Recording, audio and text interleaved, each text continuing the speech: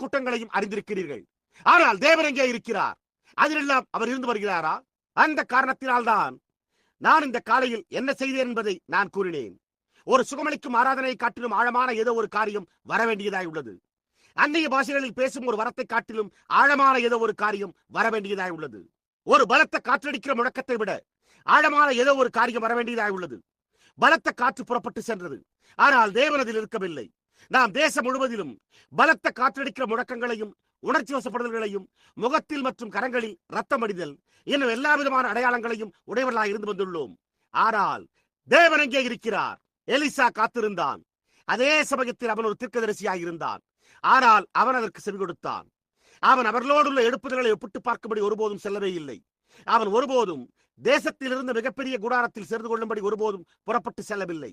அவன் ஒருபோதும் தொலைக்காட்சியின் பேரிலான நிகழ்ச்சிக்கு செல்லவே இல்லை.